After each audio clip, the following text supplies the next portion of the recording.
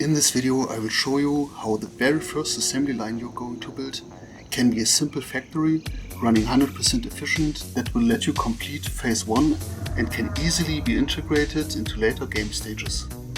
You will need some basic production, unlock all the milestones from tier 1 and obstacle clearing from tier 2. Build a solid biofuel power plant with 12 generators and automate the production from green leaves to solid biofuel.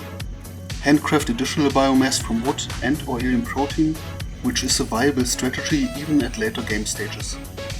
I also recommend that you reorganize your hub and automate your iron plate, your concrete and your copper production. Also make sure you have overclocking researched. You're going to need it in the main build and it will come in handy with the copper sheet production. Simply underclock the copper sheet constructors to 75% and build some extra storage so you can start stockpiling some resources for later. Finally, it's time to unlock the part assembly milestone and gather all the parts you need for your build. Handcraft the more complex parts and make sure you have enough for 15 constructors, 5 assemblers, 3 miners and 6 smelters. In this instance I'm going to build 12 smelters, underclock to 50% since I want to upgrade the factory later. So let's head over to the construction site, which should be located near 3 normal iron rods. Start with a foundation of 12 by 8, maybe above some impassable terrain, and build a smelting array to smelt 180 iron ore per minute. Place 9 constructors centered in the second and third row and connect them like this.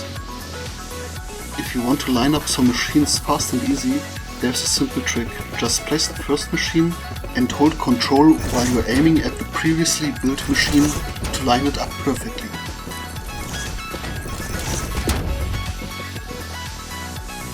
Another useful control is the copy and paste recipe function, which I'm using here to set up my smelting array.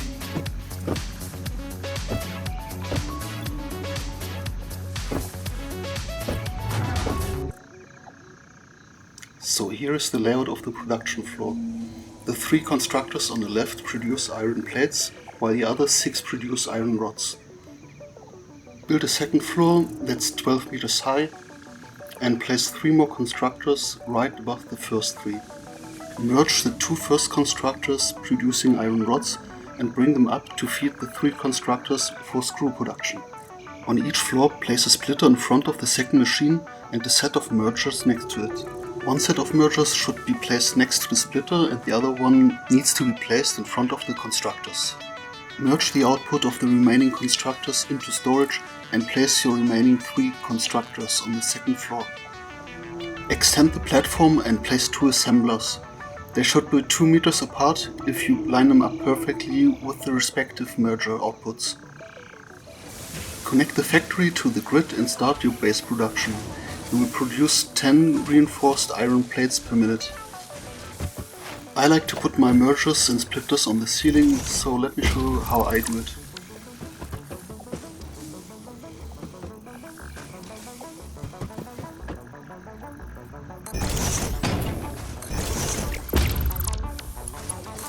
You will need to install a splitter for the next step, but before we can proceed we have to unlock the next milestone, Logistics Mark II.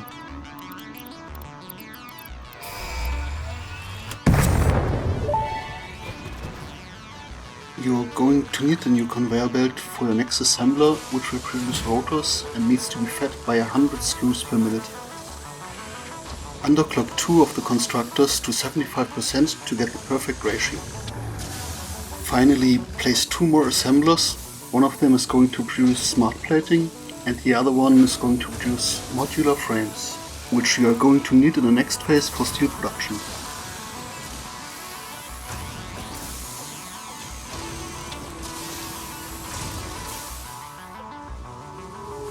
In total, this factory produces 5 reinforced iron plates, 2 modular frames, 2 smart plating, 2 rotors and 3 iron rods per minute.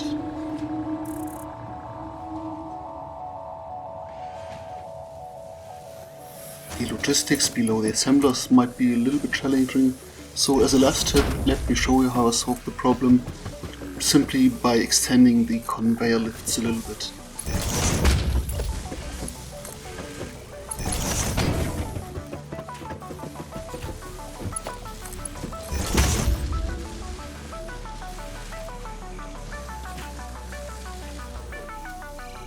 And with that, you will now have automated every part in phase 1 and can proceed to build your space elevator.